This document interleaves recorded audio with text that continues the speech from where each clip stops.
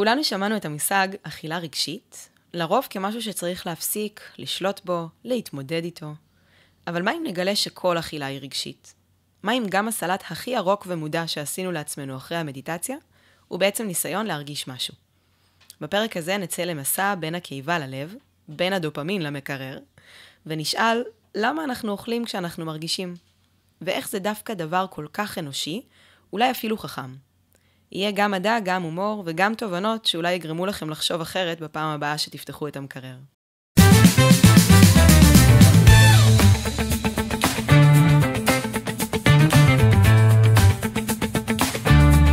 לוקחות אישית. הופה. היי. אחד הנושאים האהובים עליי. אני אוכל. כבר רעבה מלחשוב על הפרק הזה. אוכל ורגש. לגמרי. אוכל ורגש. אז באמת אני נתקלת כזה מלא לאחרונה. אולי כי האינסטגרם מטרגט אותי איכשהו. בדיוק.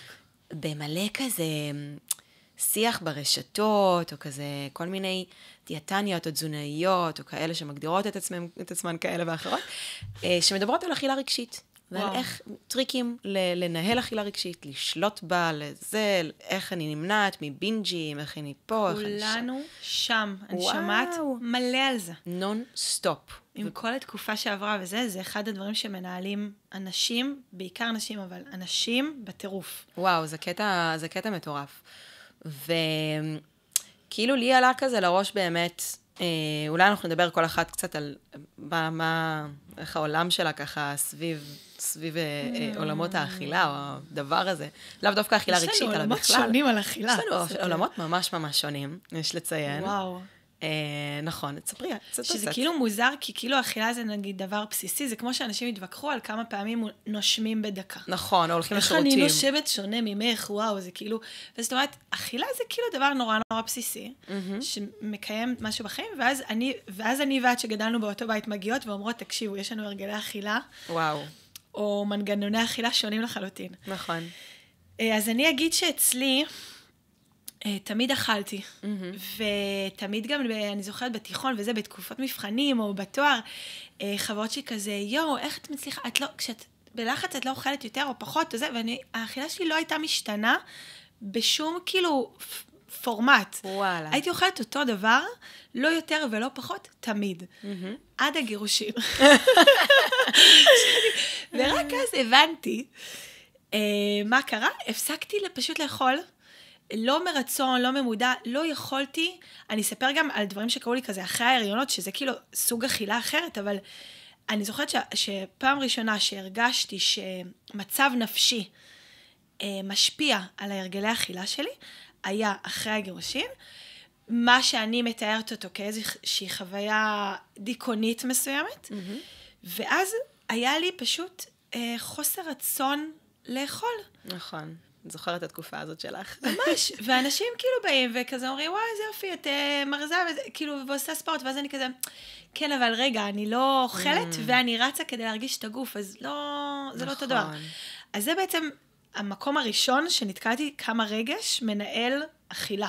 וואו, אוקיי. אבל זה אקסטרים, כאילו. כן, וזה גם בשלב מאוד מאוד מאוחר של החיים, יש לציין. נכון, כי אני חושבת שכאילו הייתי הכי כאילו טינג'רית, לא, שום דבר לא עבר את הסף רגש שלי. איזה קטע מטורף. שום דבר, הכל היה אותו דבר. הכל אותו דבר.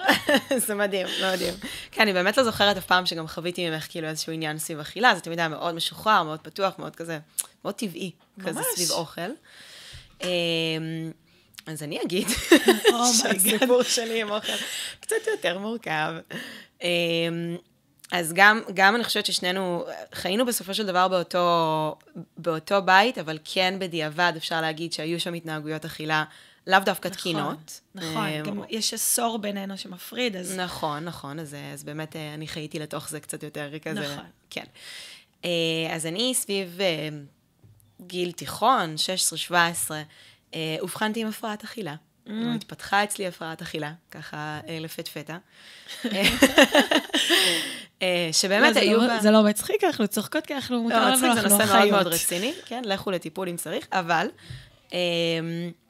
באמת היו לה כמה מופעים שונים, לאורך, זה היה גם התנהגות בולמית, וגם הובחנתי עם אנורקסיה, אבל באמת היו לה כמה מופעים, וזה משהו שהתמודדתי איתו במשך כמה שנים, עברתי גם אשפוז בתל השומר, חייתי בבית שיקומי לשנה וחצי. ובאמת הלכתי כזה all in למסלול של השיקום מהדבר הזה. וכשהרגשתי שהחיים שלי הגיעו לאיזשהו מקום מאוד נוח ונעים סביב אוכל, מאוד מאוזן, אז התפרץ הקרון. כמה שנים לאחר מכן. שזה קטע שאני יודעת שיש על זה מחקרים, אגב, לא נכנסתי לעומק של הדבר, אבל יש מחקרים על הקשר בין קרון להפרעת אכילה. בדרך כלל הם יבואו בצימוד, זה דבר מדהים, שנשים או אנשים בכלל שיצאו אני לא רוצה להגיד יצאו, כי הפרעת אכילה זה משהו שבסוף... נכון, אין לזה... איזשהו רכיב אישיותי, כן.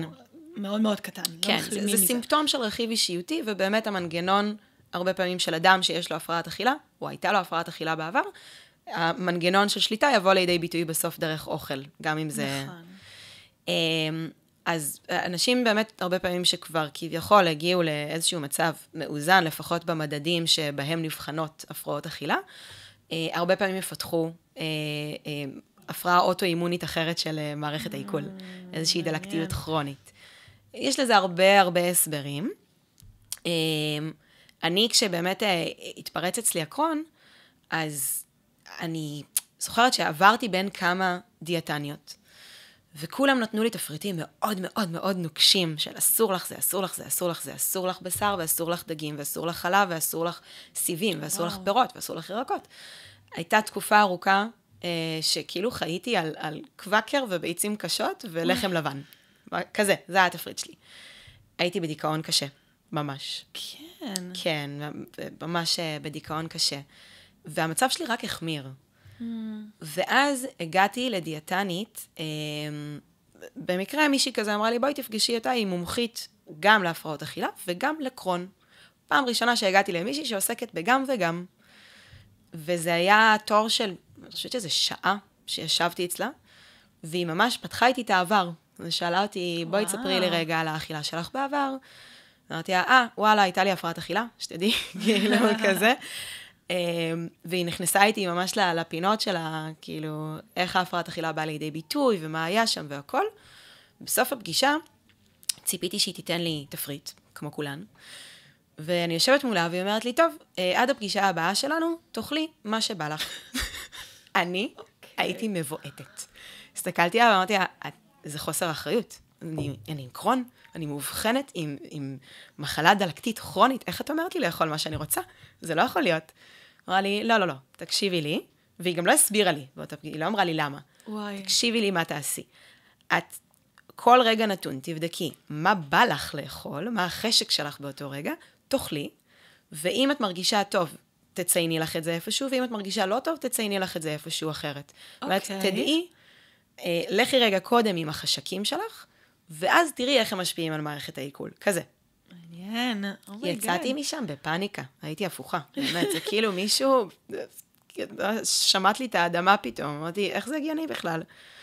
ובכמה הימים הראשונים לא הסכמתי להיענות להצעה שלה, המשכתי לאכול מה שאני יודעת שמותר. אני לא זוכרת מה קרה כמה ימים אחר כך, שכאילו הייתה איזושהי הזדמנות שאמרתי, וואלה, אבל בא לי את זה, אני לא זוכרת מה זה היה אפילו, בא לי את זה, בוא נראה, אכלתי, הרגשתי טוב, ואז פתאום אמרתי, טוב, בא לי עוד משהו אחר, אכלתי והרגשתי טוב, ומיום ליום, כאילו ההתנסות שלי עם האכילה, פתאום הפכה להיות הרבה יותר חיובית ונעימה ופתוחה. חזרתי לאכול דברים שאני אוהבת לאכול, והמדדים שלי השתפרו פלאים. שוגע. עכשיו אני אגיד שבשלב מסוים גם התחלתי טיפול תרופתי, כן? אני לא מנתקת, אני לא אומרת שזו השיטה להחלמה, וזה מה שנכון לכולם. במקרה שלי, אחרי זה הבנתי את זה גם משיחה איתה וגם עם ההתנסות הזאת, במקרה שלי, בגלל שבאמת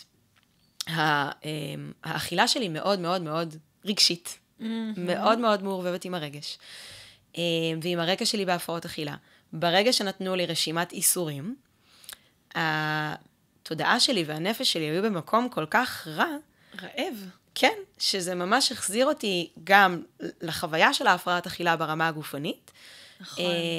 לקחו לך את השליטה, עשו מלא דברים, כאילו... מלא דברים שבאמת החזירו אותי למקום מאוד מאוד נוקשה, ומאוד חולה.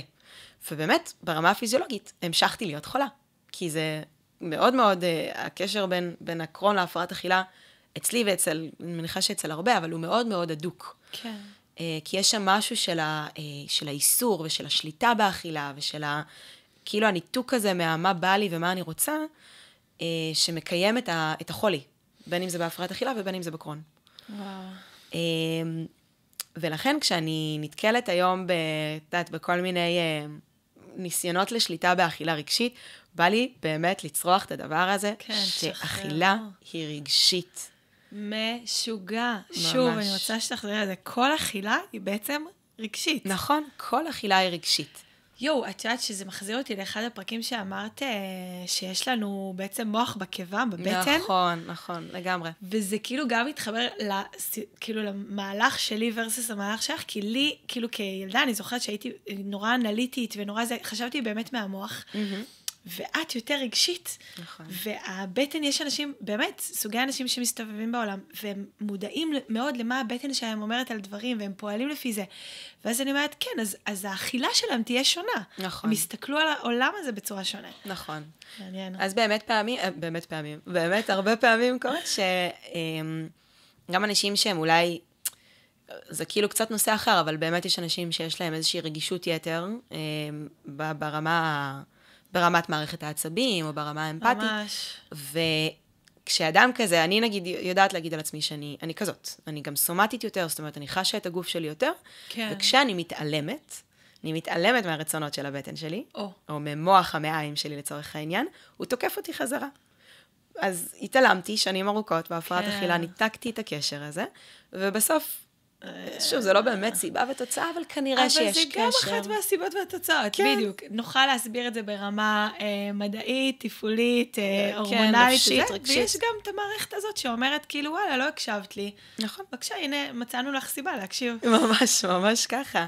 כן, זה ממש שוני, כי גם אני זוכרת שבהרבה חוויות שלנו, עם סמים מסוימים שמתקלים בבטן, אצלי זה יתקל, נגיד, נורא מהר, וזה לא השפיע, כי כאילו אין לי, אני פחות קשובה למוח המעיים שלי. אולי. מוח המעיים שלי כזה, אני פחות רגישה לזה, כמו שאמרתי, יש איזושהי רגישות מסוימת. נכון. ואז זה באמת בא לידי ביטוי גם הדברים האלה. נכון, זה קטע.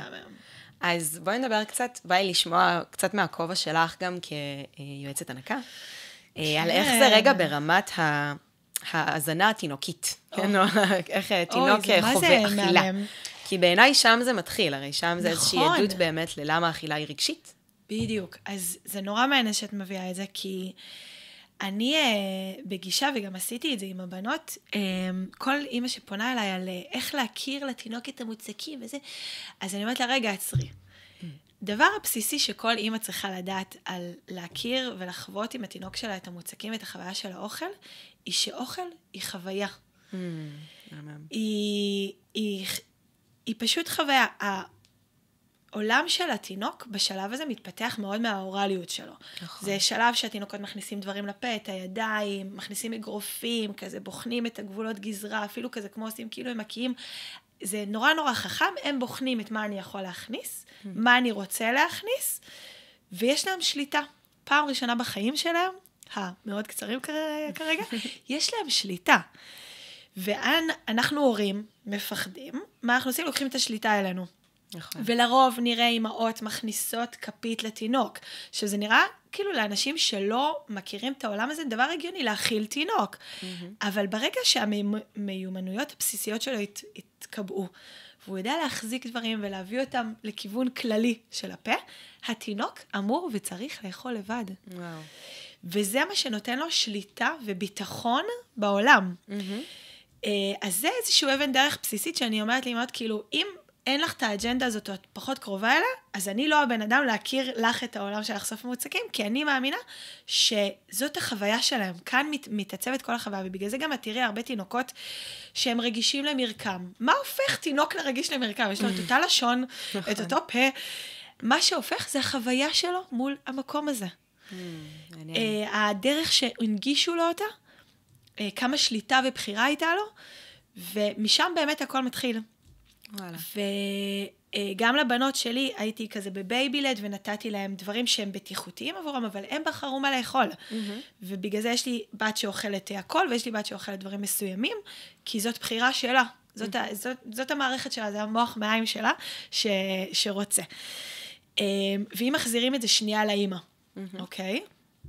אז קודם כל, באמת, אם התחלנו ככה, ויש לנו שליטה על גיל הינקות והפעוטות, אז מעולה. גם כאנשים, גם כילדים יותר מבוגרים, אני חושבת שהגישה, אנחנו גדלנו הרי בבית, מה היה בבית שלנו? אמא? מה היה בבית? היה לנו אמא שיש לה עסק קייטרינג. הרבה עיסוק סביב אוכל בבית. מלא. הייתי נכנסת מבית ספר, 8 סוגי תוספות, 3 סוגי בשרים, מלא מלא אוכל. ואני חוויתי את הילדות שלי יש שפע, תאכלי, תחליטי. אולי את חווית אותה אחרת, באיזשהו מנגנון, כי אמא שלנו הייתה יותר בהישרדות, ובהישרדות, אני זוכרת, וואו, איזה פינג פונג. איזה פינג פונג מלא, יש הרבה מה להגיד. יש מלא מה להגיד. נכון. כי כאילו, נגיד, אני זוכרת שישר בשבוע של אחרי המלחמה, שהכל התחיל וידענו שיש חטופים והכל, זוכרת את הבנות יושבות, ואותי בוכה להם, תאכלו, אבל בבקשה תאכלו עוד. עכשיו, ממתי אני אומרת לילדים לאכול עוד? לא, בבקשה תאכלו עוד. מה ניהל את זה? יצר, הישרדות, שפשוט חייב את זה לביטחון שלו, שהילדים יאכלו את זה, זה עושה לי רגיעה. כן. וככה העולם שלנו מתנהל סביב אכילה. נכון, נכון, הרבה פעמים ככה, זה נכון, זה קטע. ובא לי קצת לשאול, אני רגע מחזירה אותנו אחורה, ותכף אנחנו נמשיך מהנקודה הזאת. לא, זה פרק של פינג פונינג. אבל כאילו עלה לי, כי יש לי חברה שילדה לא מזמן, והיא מניקה. וההורים של בעלה או משהו כזה, היו אצלה כאילו כשהיא הניקה, ובאמת, והתינוקת כאילו עוד לא הספיקה כזה, ממש היא התחילה כזה לפקות, והיא כבר לקחה אותה כזה להנקה, ואז האמא אמרה לה, אבל חכי, היא לא בטוח רעבה, כאילו היא יכלה לא מזמן, היא לא רעבה. ולי זה ישר כזה, גם הדליק איזושהי נורא כזאת של, וואו, לא בטוח שההנקה היא רק בשביל רעב, נכון? נכון. אז קודם כל, ההנקה היא לא רק רעב, השד בעיקרון. בגלל זה החוויה בהנקה מול בקבוק היא מאוד שונה. זה עולם אחר להורות. הנקה היא כמו בעצם רחם. זה עונה על כל צורך שיש. התינוק היה לו קר מדי, הוא לא יכול לבסט את המנגנונים של הקור וחום שלו, הוא זקוק למשהו. זה עוזר לו לבסט את זה. וואו. התנועה הזאת של ההנקה, החיבור הזה להזנה הבלתי פוסקת, אבל לא של אוכל. גם אמהות יודעות שמניקות הן יודעות, הוא לא תמיד אוכל. עושה כזה, הן קוראות לזה, הוא עושה מוצץ. בסדר, הוא עונה לעצמו על צורך. כן, זה מאמן. עכשיו, מה מתחבר פה לכל הדבר? שלתינוק יש את המנגנונים שלו, ואת היכולת שלו לבחור איך לבסט. יש תינוקות שיוכלו להלן אלה גבילי, ביתי האמצעית. כן. הייתה יונקת כל שעה וחצי. עכשיו, את אומרת, מה וזה, ועד גיל מאוחר, כאילו עד סוף המוצקים שלה, 7 חודשים בערך. מה, ובלילה, וצריך להרגיל, וצריך חבר'ה. השליטה שלנו על המערכת עיכול הרגשית של יצור אחר, היא מוגבלת, אם בכלל. היא מסמנת לי שהיא זקוקה למשהו כל שעה וחצי. אני מחברת אותה וטוב לה. מה הבעיה בזה? מה הבעיה בזה? מה הבעיה בזה? כן. כל עוד קשובים לפרמטרים, כל עוד קשובים באמת לתינוק, וזה לא הופך להיות איזשהו סוג של אוטומט הישרדותי, הכל תקין, אז הכל תקין. כן. וזה המקום שבעצם הופך את ההנקה למקום בטוח. כן. שזה מה שהאכילה צריכה להיות עבורנו. נכון, נכון. אכילה צריכה להיות עבורנו מקום בטוח, שאנחנו יכולים לסמוך על עצמנו ועל מה שאנחנו בוחרים להכניס לגוף, בזמנים שאנחנו בוחרים להכניס לגוף. נכון. שהגוף גם ידע שאנחנו מקבלים את הצרכים שלנו כשהוא דורש. שומעים אותו, נכון. את האותות שלו, את מה שהוא רוצה. מאוד מאוד קריטי, ממש. ממש. אז באמת אפשר, ככה אם אנחנו לוקחות את זה רגע להסברים ביולוגיים, אפשר להפריד את הרעב בעצם לשני סוגי רעב. היום מדברים כבר על יותר סוגים, לאו דווקא של סוגי רעב, אלא יותר סוגי אכילה, כי יש גם אכילה שהיא פונקציונלית, נגיד אם אני צריכה לאכול, כי יש לי נסיעה ארוכה ואני לא אוכל עכשיו כמה שעות, נכון, אוכל גם אם אני לא מאוד רעבה. חלבונים למתאמנים. כן, כל מיני כזה, או באמת אכילה נהנתנית, שבא לי עכשיו משהו נראה לי טעים, אז אני אוכל, גם אם אני לא באמת רעבה. אבל ברמת הרעב, אם אנחנו מדברים על באמת הצרכים הביולוגיים והמוחיים, אנחנו מדברים על שני סוגי רעב. רעב פיזיולוגי, שזה באמת כשהגוף דורש אנרגיה, הוא צריך אנרגיה כרגע. וזה רעב שמנוהל בעיקר על ידי ההיפותלמוס במוח. תכף נדבר עליו. אוקיי. רעב רגשי או רעב פסיכולוגי, זה אפשר באמת גם לחזור רגע לדוגמה של התינוק, שלא בהכרח אוכל, אבל הוא רוצה להתחבר לשד כרגע, הוא רוצה לינוק. נכון.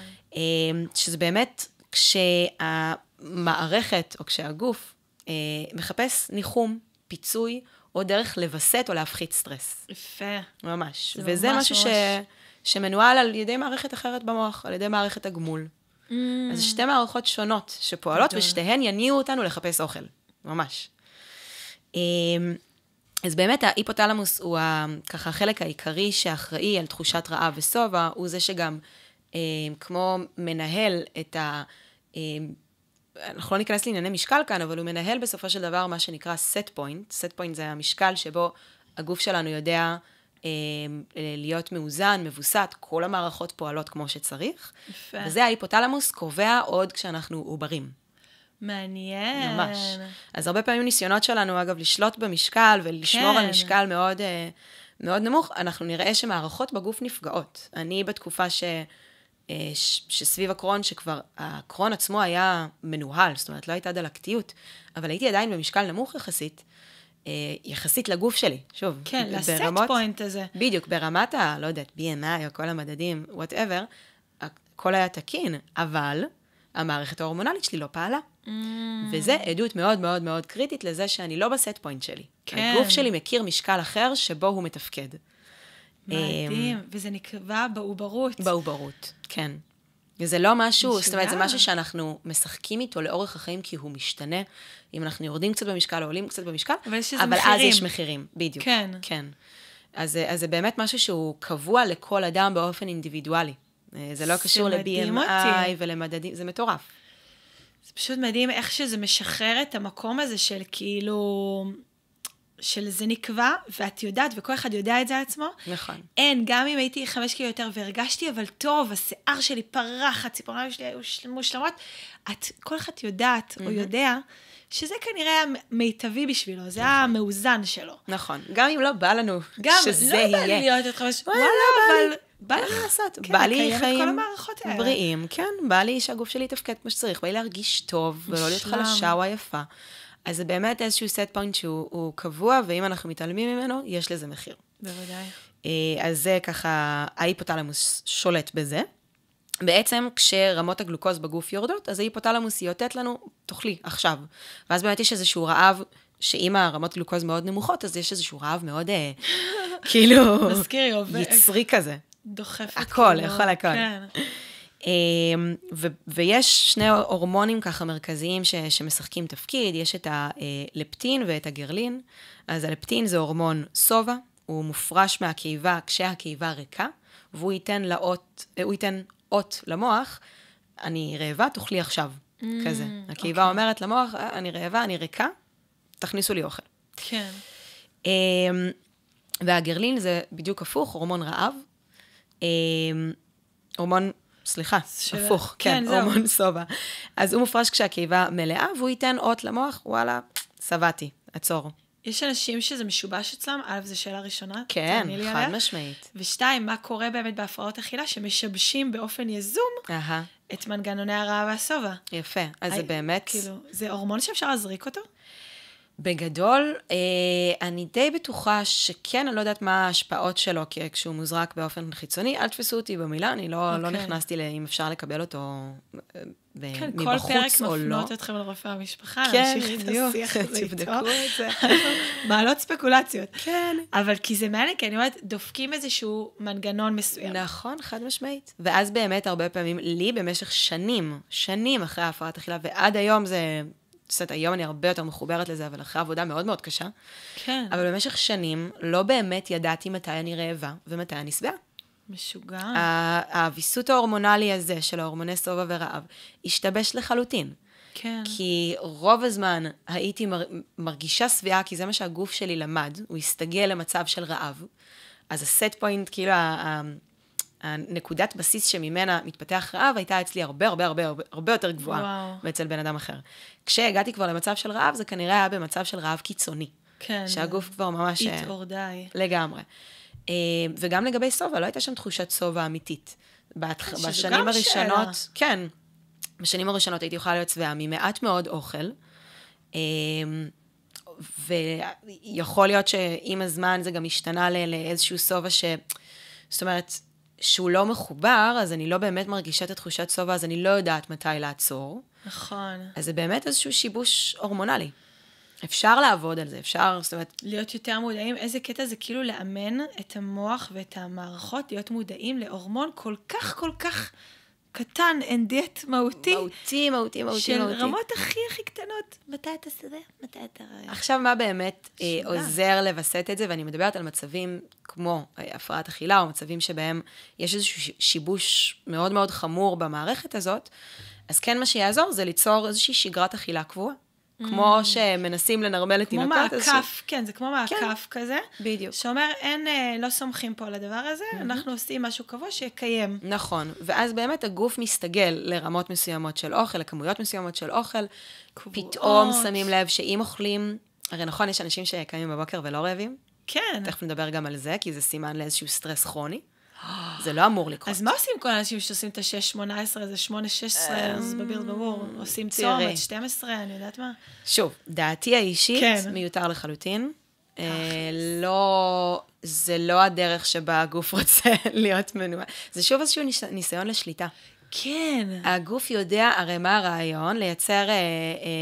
צום. כן, לייצר צום כדי לעשות כמו כל יום איזשהו ריסט, איזשהו ניקוי, כמו ניקוי רעלים. זה לא כמו הטכניקות של ניקוי רעלים. כן. אז כדי לעשות איזשהו ריסט למערכות, כדי שהוא יתנקה לחלוטין, בכנות, יד על הדופק, בולשיט. הגוף שלנו, אם הוא תקין, ואנחנו לא משחקים בו יותר מדי, הוא יודע לעשות את הניקוי רעלים שלו באופן טבעי. זה ממש נכון, כי אני יודעת, שוב, אני חזרתי כאילו להיות בפורמט של פעם, שאני אוכלת כשאני רוצה, ואין איזשהו ניהול באמת חיצוני, אני ממש מודעת, ויש בקרים שאני יכולה לא לאכול באמת עד 12, כי אני באמת לא רעבה. לא כי דעתי מוסחת ולא כי אני בסוס, אני באמת לא רעבה, ורוב הבקרים אני אקום ואני אהיה רעבה ואני אוכל משהו. כן. אז יש לזה כאילו שינויים מן הסתם שקשורים, אבל... מה שאת אומרת זה כאילו הגוף שלנו יודע לעשות את זה. הוא יודע. הגוף שלנו יודע לבד מתי הוא זקוק למשהו, מתי הוא לא זקוק למשהו. אם לא נציק לו, הוא ידע לעצור כשהוא שבע, הוא יודע לבסט את המשקל שלו, הוא ידע ממש כמו תינוק. והעניין הוא שאנחנו כאילו כל כך, המיינד שלנו כל כך חזק, אנחנו חושבים שאנחנו יכולים לשלוט בהכל. כן. באמת לשלוט בגוף ולשלוט במדדים של רעב וסובה. בסופו של דבר אפשר, אבל לכל דבר כזה יש מחיר. ממש. בעיניי גם צום לסרוגים, גם ניקוי רעלים, זה דברים שהתנסתי בהם, כן? אני שמה את זה כאן, כאילו, התנסתי בהרבה שיטות שונות ומגוונות לאכילה. בטבעונות, בצמחונות. חוץ מהאכילה עצמה. חוץ מהאכילה, מה שנקרא, יש גישה שנקראת אכילה קשובה, או אכילה אינטואיטיבית. נייס. ממש. שזה לדעת רגע להכיר את המנגנונים הפיזיולוגיים האמיתיים שלך, זה הרבה יותר מורכב לעבוד עם זה עם מישהי שהייתה להפרעת אכילה. כי המנגנונים משובשים. אבל אדם שאין לו את הרקע הזה, ופה אני גם רוצה לפתוח סוגריים ולהגיד, אני חושבת, ושוב, זה לא ברמה המחקרית או לא זה, אבל אני חושבת שלכולם בחברה המודרנית, ולפחות לדור הצעיר מבינינו, יש צורה מסוימת של הפרעת אכילה. בטח. לאו דווקא פתולוגית כרונית כזאת שתוביל לאשפוז, אבל מדברים היום על הפרעת אכילה שנקראת אורתורקסיה. אוקיי. גם התנסיתי בה לתקופה, מסתבר. טוב, את גאדג'טים של אכילה. מאוד. אבל זה באמת, זה מה שאנחנו יכולים לראות הרבה פעמים ברשתות, זה אכילה נקייה. זאת אומרת, לא לאכול מעובד, כמה שפחות שמנים, בלי סוכר, בלי גלוטן. תראי. מה זה נקייה? אבל זה בא מהטבע, הם הלכות כותפות דברים ואוכלות את זה? לאו דווקא, זה לא כזה farm to table, אלא זה באמת אכילה של, תראי, אנשים שאוכלים עם כמעט בלי תבלינים בכלל, כמעט בלי שמן בכלל, שום דבר מעובד. עכשיו, זה מקבל מעטפת של אכילה בריאה. של בריאות. בטח. כמו מלא דברים, לא משנה, ספורט כאילו, אובססיבי. כן. הדחיפה הזאת 2,000 אימוני כוח. חלבון מוגזמים. הכמויות חלבון, אגב, זה גם איזושהי גישה של הטרנד הזה של להפחית פחמימות. אז החלבון תופס יותר נפח. אז זה כאילו הכל שוב וריאציות. להכל יש מחיר.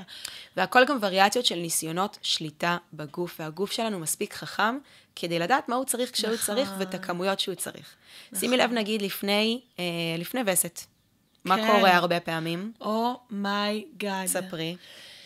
מה שקורה זה מה שקורה בעצם אחרי, לרוב מי שקורא לה את זה גם אחרי לידה, ונסביר. נכון. יש באמת משחק הורמונים כזה ואחר, שבעצם כאילו כמו מכניס את כל המערכות, מכנס אותם, כי קורה משהו בתוך הגוף שזקוק לכל המשאבים. כן. ואז מה שקורה, אוכלי, כאילו אין, באמת זה לא מנוהל על ידי מוח, זה מנוהל על ידי איזשהו קרייב לאכול, ובעיקר דברים מתוקים. יפה. יש לזה הסבר, אני בטוחה שתסבירי את זה, אני אבל אסביר.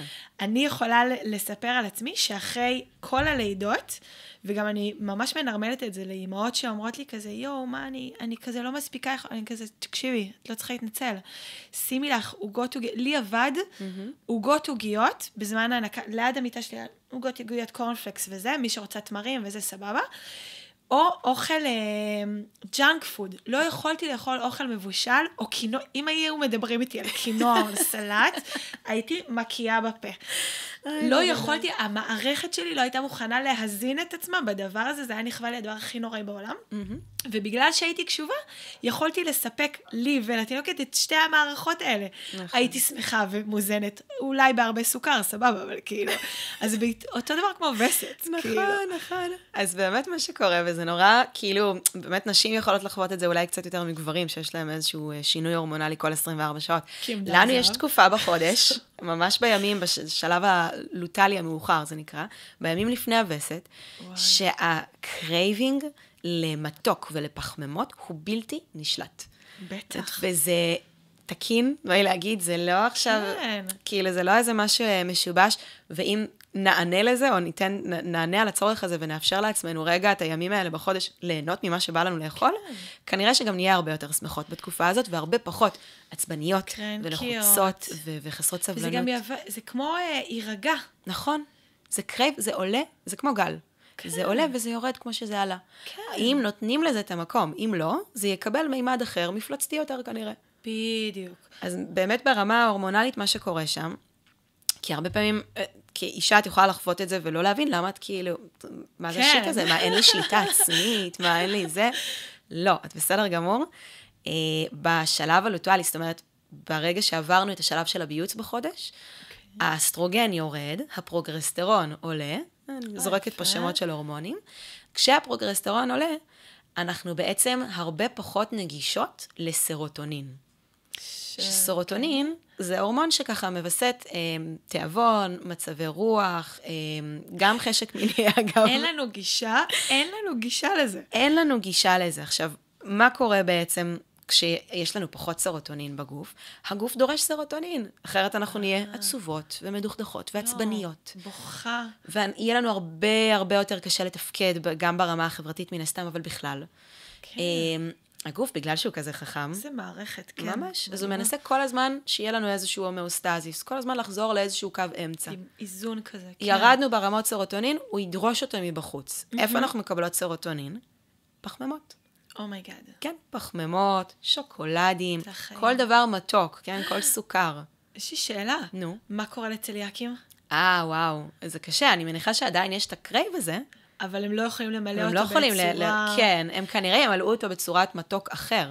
כן. כי זה לאו דווקא גלוטן, זה בסוף צורה כלשהי של סוכר. נכון, זה איך את מפרשת. נכון. איך את מפרשת את זה. נכון, בדיוק. כי כאילו, ובגלל זה רגשי, כי את מפרשת, יש כאלה, באמת, יש לי תקופות שאני כזה אומרת, הדבר הכי מנחם עבורי, הכי טוב שיכול לקרות, זה אם מישהו יכין לי סלט. עכשיו, מה זה כאילו... זה לא זה, זה איך אני מפרשת את הדבר הזה שהולך להיכנס לי לגוף, זה מחווה, ממש. זה קר, זה צונן, נגיד בקיץ אני אוהבת לאכול דברים יותר קרים, או בתקופות מסוימות. חד משמעית. יש תקופות שאני אוכלת רק מזון חם, אני באה לי לקום בבוקר לאכול דייסה, חמה, לא בא לי לאכול דברים קרים. כאילו, אם שמים לב לזה, קודם כל זה פאקינג לונה פארק. ממש, כאילו, זה מטורף. שנותנים לזה יד ודרור, אז אפשר לראות כאילו... איך אנחנו, זה פשוט, זה מדהים. גם איך כאילו פתאום, כיף לנו יותר, אני חייבת לדעת. משהו נרגע. משהו נרגע כי אין כל הזמן את המלחמה הזאת, כן? בין הצורך לבין הניסיון שלי לשלוט בצורך הזה. בדיוק, זה כמו תינוק, ענינו על צורך.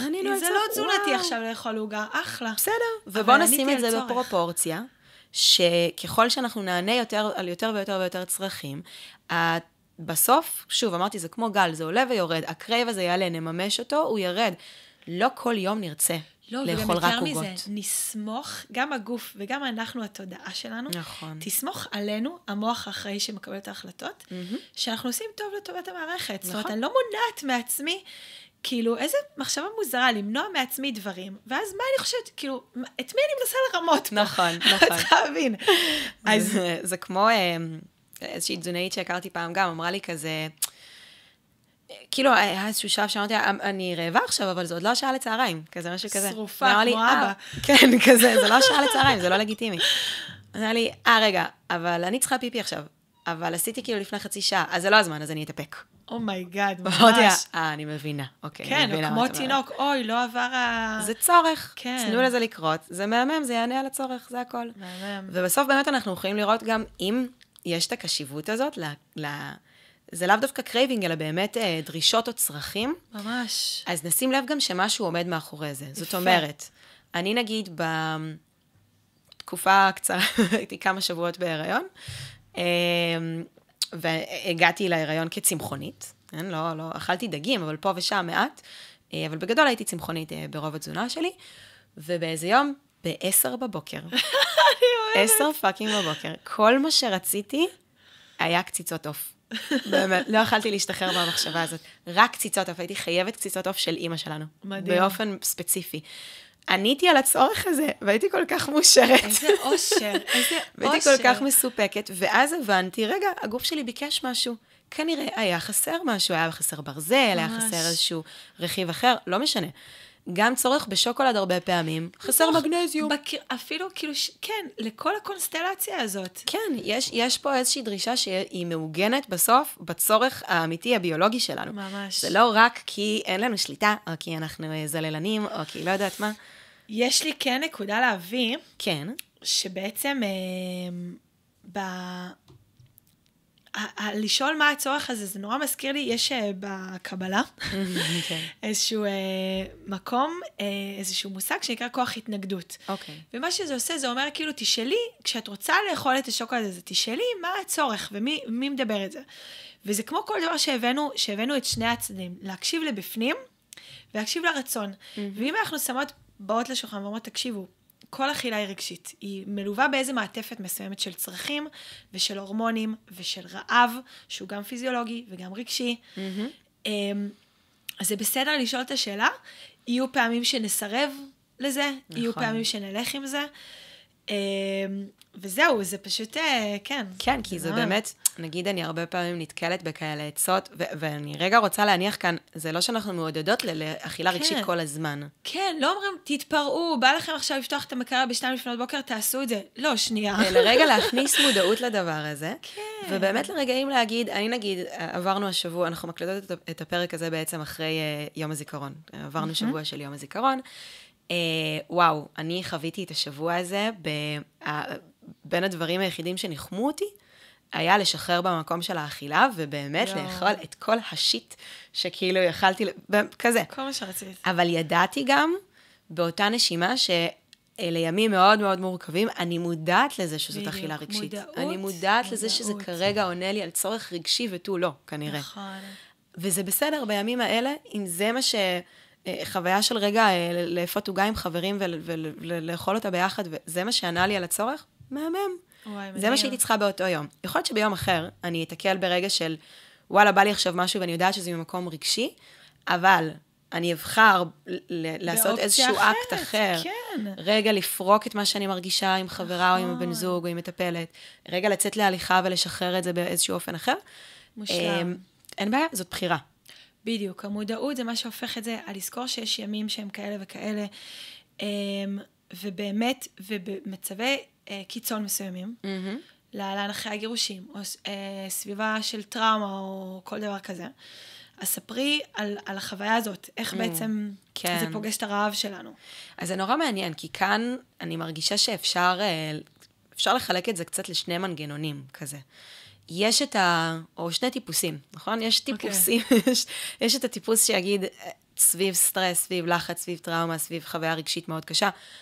אין מצב שאני נוגעת באוכל, אני לא מסוגלת לראות אוכל, אני בלחץ, אני לא אוכלת, אני שוכחת לאכול.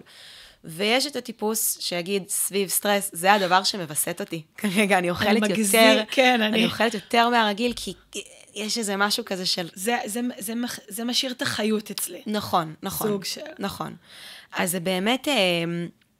עכשיו, ככה אני מסתכלת על זה כאיזושהי הבחנה של תיאוריה על תיאוריה. כן, אני אוהבת תיאוריה על תיאוריה, אני מסכימה עם התיאוריה על תיאוריה. ברמה הביולוגית כן אפשר להגיד שכשיש מצב של סטרס אקוטי, אני בורחת במסיבת הנובה, או נמר עודף אחריי, הנמר כל הזמן חוזר גם. הוא היה אריה, באחד הפרקים, אבל בסדר. נמר, הוא עכשיו נמר. כן. אז באמת הגוף נמצא במצב של עוררות יתר, דריכות יתר, fight or flight. fight or flight. קורטיזול מאוד מאוד גבוה. לא רעבים. קורטיזול מדכא תיאבון. בטח. בדיוק. אוטומטית. קורטיזול שווה דיכוי תיאבון. מדהים. בסטרס אקוטי לרוב נמצא את עצמנו לא מסוגלים לאכול. אבל סטרס כרוני מתמשך. הרבה פעמים יתבטא דווקא באכילה מוגברת. כי יש שם באמת